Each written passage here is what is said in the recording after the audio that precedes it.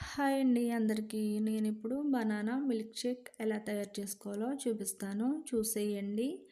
Very healthy juice అయితే నేను చెప్తాను. ఎందుకంటే ఎప్పుడైనా మనం బ్రేక్‌ఫాస్ట్ తీసుకోకపోయినా ఒక గ్లాసు బనానా జ్యూస్ తాగామంటే ఆ రోజంతా చాలా హెల్తీగా అయితే ఉంటదండి. నేను చాలా సార్లు అలా ట్రై చేశాననమాట. అందుకే నేనైతే చెప్తున్నాను.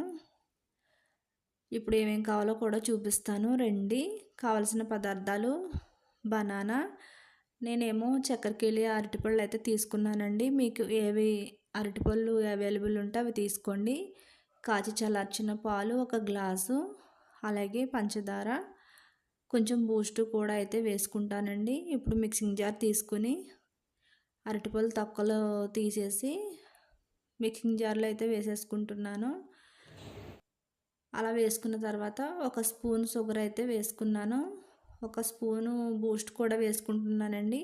ఒక గ్లాస్‌కి ఒక అరటిపండు అయితే సరిపోద్దండి. అలాగే ఇవి కూడా ఒక్కొక్క స్పూన్ అయితే తీసుకోవాలి.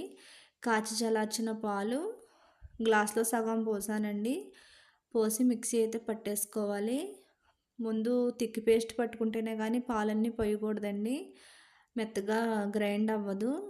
మిగతా పాలు కూడా పోసేసి మిక్సీ అయితే పట్టేసుకున్నాను. జ్యూస్ అయితే రెడీ అయిపోయింది. చాలా వెరీ హెల్తీ అండి.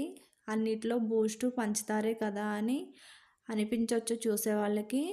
ఒక్కో ఫ్రూట్‌ని బట్టి ఒక్కో టేస్ట్ అయితే వస్తదండి. నా వీడియో కనుక నచ్చినట్టయితే లైక్ చేయండి, షేర్ చేయండి.